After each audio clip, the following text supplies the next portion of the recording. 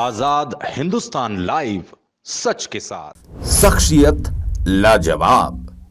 मध्य प्रदेश का एक ऐसा गौरवशाली विधायक जिसने जीतने के बाद कभी माला नहीं पहनी, अपनी समस्याओं को लेकर आए लोगों को अपने हाथों से खिलाते हैं खाना और करते हैं निराकरण।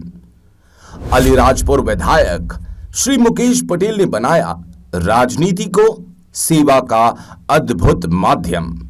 सुनिए आजाद हिंदुस्तान से खास बातचीत। आज के जमाने में जब राजनीति लोगों की सेवा के बजाय अपने स्वार्थ साधने और केवल अपने घर भरने का माध्यम रह गया, चुनाव जीतने के बाद जहां जनप्रतिनिधि अपने मतदाताओं की पूछ परख तक नहीं करते, यहां तक कि कुछ विधायक तो समय आने पर दल बदल कर जनमत का अपमान करने में शर्म महसूस नहीं करते। ऐसे माहौल में भी आज आपका अपना आजाद हिंदुस्तान लाइव आपको मध्य प्रदेश के आदिवासी अंचल के एक ऐसे विधायक से मिलवा रहा है जिसके लिए राजनीति केवल सेवा का माध्यम है, जिनके लिए क्षेत्र के लिए मतदाता ही भगवान हैं और वे मतदाताओं के पुजारी। जी हां, मध्य प्रदेश की उस गौरवशाली शख्सियत का नाम है अलीराजपुर के सेवा भावी विधायक श्री मुकेश पटेल। पूर्व विधायक श्री वेस्ता पटेल के सुपुत्र एवं अलीराजपुर जिला कांग्रेस अध्यक्ष श्री महेश पटेल के छोटे भाई अलीराजपुर के कांग्रेस विधायक श्री मुकेश पटेल प्रदेश के ही नहीं भारत के एकमात्र ऐसे अकेले विधायक हैं जिन्होंने चुनाव जीतने के दिन से आज तक अर्थात 3 साल में करोड़ों के विकास कार्य करवाने के बाद भी कभी गले में माला तक नहीं पहनी, न कभी उन्होंने खुद की किसी लोकार्पण में फीता काटा। यहां तक कि उन्होंने कल अपने जन्मदिन पर भी माला नहीं पहनी। खास बात यह भी कि वे किसी भी लोकार्पण शिलान्यास पर उस क्षेत्र के बुजुर्ग लोगों से फीता कटवाते हैं, शुभारंभ करवाते हैं, उनकी ही माला शॉल श्रीफल फल से सम्मान करते हैं। आपको आश्चर्य होगा जानकर कि श्री मुकेश पटेल के यहां 70 किलोमीटर दूर से अपनी समस्याओं को लेकर आने वाले लोगों को अपने हाथों से उनके पास बैठकर न केवल वे खाना खिलाते हैं बल्कि अपनी ओर से उन्हें उनके घर तक आने में लगा गाड़ी का किराया तक देते हैं। उनके कार्यकाल में लोगों के आवेदन जमा करने वाले के बाद खुद विधायक जी उनका काम पूरा कर उन्हें सूचना देते हैं। देश के ऐसे गौरवशील विधायक मुकेश पटेल से कल आजाद हिंदुस्तान टीम से खास मुलाकात हुई, जिसमें उन्होंने बताया कि मेरे लिए राजनीति केवल सेवा का माध्यम है। मेरे लिए सम्मानीय वे हैं जिन्होंने मुझे क्षेत्र के विकास के लिए विजयी बनाकर भेजा है। यही कारण है कि मैं किसी लोकार्पण शिलान्यास में कभी माला नहीं पहनता, बल्कि कोई वहां के मतदाताओं का सम्मान कर उनका कर्ज चुकाता हूं, जिनकी वजह से विधायक बना हूं। अपने जन्मदिन के अवसर पर उन्होंने कहा, मेरी कोशिश रहती है कि मैं अपने क्षेत्रवासियों की सेवा कर जितनी संभव सेवा कर सकूं। उनके जन्मदिन के अवसर पर कल युवाओं ने अलीराजपुर नगर के विभिन्न वार्ड में गरीब और जरूरतमंद लोगों को ठंड से बचने के लिए कंबल वितरित किए। इस दौरान गरीब वर्गों ने विधायक पटेल के जीवन के दीर्घायु की मंगल कामना की। इस अवसर पर युवा मनीष चौहान, पृथ्वीराज तोमर, रोहित बघेल, अमित तोमर, संजय माली आदि मौजूद थे। आपको बता दें कि आपके पिता स्वर्गीय श्री वेस्ता पटेल पूर्व में विधायक रह चुके हैं। आपके बड़े भाई श्री महेश पटेल अलीराजपुर कांग्रेस के अध्यक्ष के साथ ही उनकी भाभी सेना पटेल नगर पालिका अध्यक्ष रह चुकी हैं। आजाद हिंदुस्तान लाइव की टीम ने आज विधायक श्री मुकेश पटेल से अपनी इस लाजवाब कार्यप्रणाली, जो बड़ चुनाव में कांग्रेस और बड़े भाई महेश पटेल की हार, आदिवासियों की भलाई के लिए उठाए गए कदमों, आने वाले पंचायत नगर पालिका चुनावों को लेकर खास बातचीत की। प्रस्तुत है विधायक श्री मुकेश पटेल से खास बात।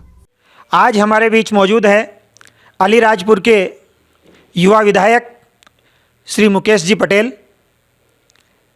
सबसे बड़ी बात यह है कि आज आपका जन्मदिन भी है और जन्मदिन के अवसर पर सबसे पहले हम विधायक जी को जन्मदिन की बहुत बहुत बधाई देते हैं। आज़ाद हिंदुस्तान लाइव में आपका बहुत बहुत स्वागत है विधायक साहब। धन्यवाद आपका। मुकेश जी पटेल संभवतः एक ऐसे पूरे भारत का कह दें पहले विधायक होंगे जिन्होंने विधायक बनने के बाद आज तक कभी किसी उद्घाटन में, किसी समारोह में या लोकार्पण के समय माला तक नहीं पहनी, अपितु जहाँ पर भी वे लोकार्पण करने जाते हैं उस समय वहाँ के बुजुर्गों से फीता कटवाते हैं, वहाँ उन्हें माला पहनाकर उनका स्वागत करते हैं। ये बहुत बड़ी बात है और ऐसा अनुभव हर व्यक्ति को करना चाहिए। आज हम उनके जन्मदिन पर हम उनसे बात करना चाहेंगे। आपको कैसे मन में आई विधायक साहब, जहाँ पर आज लोग मालाएं पहनने का शौक़ रखते हैं, दिखावा करने का शौक़ रखते हैं, ऐसे में आज तक आपने कभी किसी लोकार्पण में माला नहीं पहनी, कोई फीता नहीं काटा, वहाँ के लोगों को आप प्राथमिकता देते हैं, ये विचार आपको आया कैसे? देखिए, सबसे पहले तो राजनीति एक सेवा है, ये कोई दिखावे की राजनीति नहीं है। और मैंने शुरू से ही मेरा रहा कि मैं जिन लोगों से मैं बना हूँ मैं उनका सम्मान करूँ। एक नई पार्टी चालू होना चाहिए, क्योंकि अभी मैंने पिछले कई वर्ष हमने भी देखा लोग माला पहनने के लिए तैयार रहते हैं। माला किसको पहनाई जाती है? अपने माता पिता, भगवान को या कुछ बुजुर्गों को। तो जब मैं चुनाव जीता तो सबसे पहले मैंने मेरे जो पिताजी के आशीर्वाद से विधायक बना और मैंने ये ठानी कि मैं माला नहीं पहनूंगा और मैं कभी पहनता भी नहीं, कि जिन्होंने मुझे सम्मान किया, जिन्होंने मुझे वोट दिया, मैं उनका सम्मान करना चाहता हूँ, उनको सम्मान मिले। कि अभी तक पिछले चुनाव भी देखे हमने, बहुत कोई और दूसरा कोई भी नेता होंगे, उन्होंने कभी कार्यकर्ताओं को सम्मान नहीं किया, ना बुजुर्ग किया। क्योंकि सम्मान का हकदार नेता नहीं है, वो कार्यकर्ता है और जनता है। बहुत बढ़िया विचार हैं आपके। अभी हाल ही में सर जोबट का विधानसभा चुनाव संपन्न हुआ और बहुत ही कशमकश भरा चुनाव रहा। मात्र 6000 वोटों से कांग्रेस पराजित हुई। क्या कारण मानते हैं आप अभी कांग्रेस के पराजित होने का मुख्य रूप से? सबसे पहले तो चुनाव कड़ा मुकाबला था और हम तो जीते हुए थे, लेकिन यहाँ प्रशासन चुनाव लड़ा और यहाँ के जो बीजेपी के नेता मंत्री सब यहाँ पर डटे रहे, पूरी सरकार लगी, इसके बावजूद भी वो 6000 से जीते। लेकिन जीते क्यों? कलेक्टर एसपी पूरा चुनाव में लगा रहा और हमारे कुछ लोग भीतरघाती भी करी, तो उनकी वजह से हम चुनाव हारे। हम चुनाव हारे नहीं, हम तो चुनाव आज भी जीते हैं, लेकिन हमको हराया गया। चुनाव के कुछ समय पहले ही कांग्रेस की सुलोचना रावत बीजेपी में शामिल हो गई। क्या उनका प्रभाव पड़ा कुछ हारने में? कांग्रेस का उनके योगदान रहा? नहीं, उनका कोई प्रभाव नहीं रहा। हमारे साथ में रह के हमारे पास जो छलावा किया वो सबसे बड़ी गद्दारी थी।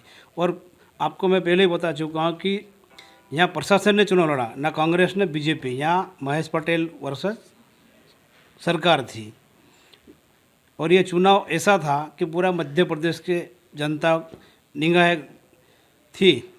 और ये पहला चुनाव होगा जो शिवराज सिंह को रात रुकना पड़ा और 4 बार यहाँ आना पड़ा, जो अकेला महेश पटेल ने उनको घुटने टिका दिए। जोबट और अलीराजपुर आदिवासी सीट मानी जाती है। आदिवासियों की भलाई के लिए भाजपा और कांग्रेस दोनों अपना अपना दम लगाती है, जोर लगाती है। आपके हिसाब से क्या समझते हैं कि कांग्रेस ने या आपने आदिवासियों की भलाई के लिए अभी तक क्या क्या योजनाएं प्रारंभ की है?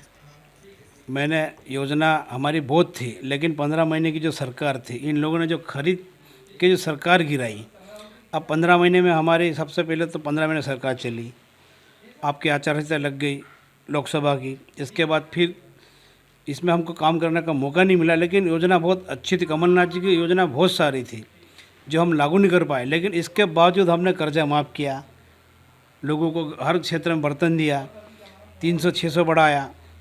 और जो धार्मिक स्थल थे उनको उद्धार करने के लिए कमलनाथ जी ने एक आयोग बनाया था। ऐसी कई योजनाएं थी, लेकिन हम कर नहीं पाए। और मेरे जो कार्यकाल में मैंने जो छकला रोड करवाया, अभी जैसे हमने ग्रिड करवाया, ये अपना सोंडवा के लिए हमने तो 22-23 के लिए उसको प्रपोजल में रखा ताकि वहाँ लाइट की समस्या कम हो जाए। जो छकला रोड बहुत ख़राब था वो भी अपन ने करवाया।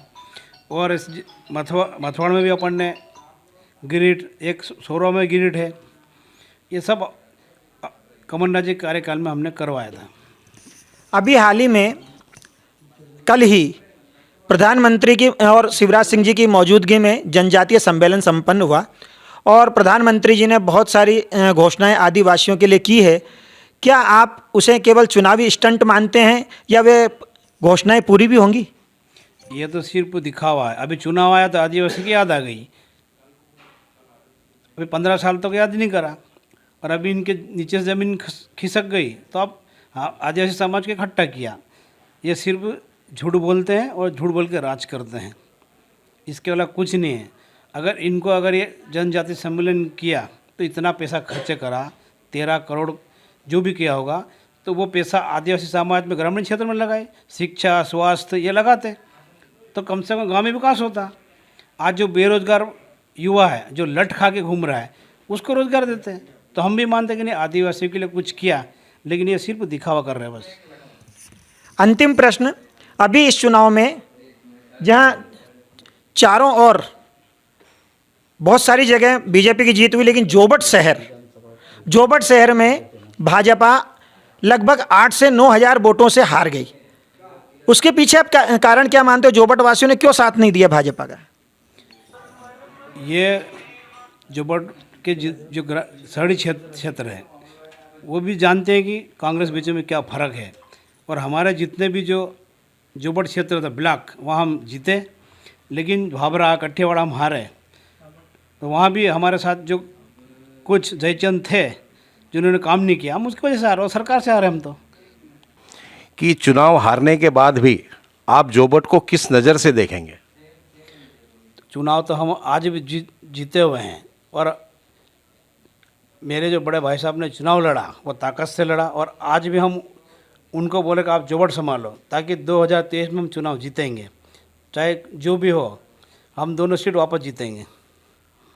आपके जन्मदिन पर आपने अलीराजपुर तहसील के लिए और जोबट तहसील के लिए विकास के लिए क्या सोचा आपने? बिल्कुल, अभी सरकार तो हमारे पास है नहीं, तो हम जनता के साथ लड़ाई लड़ेंगे। अभी तो वो लड़ना पड़ेगी। जैसा बिजली की समस्या हो गई, अभी पानी की समस्या है और कुछ समस्या है। अब जनता के साथ में रोड पे हमको लड़ना पड़ेगा, क्योंकि इन्होंने जो खरीद फरोख्त की सरकार बनाई, अब उनसे लड़ना हमारे को।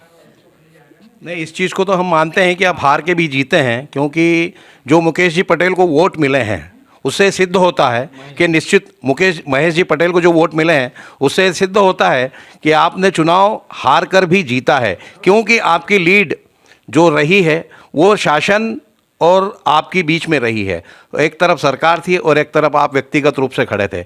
इसके लिए आप बधाई के पात्र हैं और आपसे उम्मीद करते हैं कि आप जोबट क्षेत्र के लिए हमेशा तन मन से आगे आएँ और जोबट के विकास के लिए हमेशा हमारे साथ संघर्ष में खड़े रहें। इस बारे में आप क्या कहेंगे? बिल्कुल, हमने भाई साहब को बोला कि आप जोबट जनता के लिए हमेशा खड़े रहे। मैं भी साथ में हूँ, लेकिन अब उनको वापस चुनाव लड़ना है 2023 में, क्योंकि बीजेपी के मुगल दूर करना है और जो हमारे साथ में रह के हमारे जो गद्दारी किए उनको भी सबक सिखाना है। इसलिए चुनाव हम 2023 में लड़ेंगे और महेश पटेल ही चुनाव लड़ेगा। आपने जो स्टेटमेंट दिया कि आदरणीय महेश भाई पटेल ही अगला चुनाव लड़ेंगे, इसके लिए मैं आपको 2023 के लिए अग्रिम शुभकामना देते हुए धन्यवाद देता हूँ। जोबट विधानसभा महेश जी पटेल बहुत कम वोटों के अंतराल से रहे हैं, लेकिन उनका कहना है कि मैं जोबट रहूँगा और जोबट रहकर आने वाले चुनाव, जैसे नगर परिषद चुनाव जोबट के हैं, सरपंच के हैं, जनपद के हैं, जिला जनपद के हैं, तो वो कांग्रेस एक बहुत बड़े बहुमत से जीतने वाली है। ये आम लोगों में जोबट में चर्चा चल रही है, उसके लिए कि आपको क्या कह सकते हैं सर? देखिए, अब जो चुनाव तो हो गया, अब हमको आगे की रणनीति बनाना है। तो जैसे जोबट शहरी क्षेत्र में हमको अच्छे वोट मिले, 20 साल बाद कांग्रेस वहाँ लीड में आई, तो सबसे पहले तो मैं जो शहरी क्षेत्र के जितने भी मतदाता हैं, जो कार्यकर्ता हैं, मैं उनको बधाई देता हूँ। और जो आपने जो बोला चुनाव नगर पंचायत, तो हम जीतेंगे। हाँ, जोबट नगर परिषद से या जोबट नगर से तो कांग्रेस को यूँ बहुत अच्छी लीड मिली है, लीड किया, आपको मतलब वोट करीब करीब बरोबर ही मिले हैं, इसलिए आप जोबट नगर के लोगों को क्या संदेश देना चाहते हैं? मैं तो यही संदेश देना चाहता कि वहाँ अच्छा व्यक्ति आए और काम करे, उनके बीच में रहे और उनके हित में सोचे। यदि आज की राजनीति में विधायक मुकेश पटेल जैसा आचरण सभी जनप्रतिनिधि करने लगे, निश्चित ही राजनीति वास्तव में सेवा का सशक्त माध्यम बन सकता है। चीफ एडिटर नवरत्न जैन के साथ जोबट से महेंद्र जैन और वासुदेव वाणी की रिपोर्ट।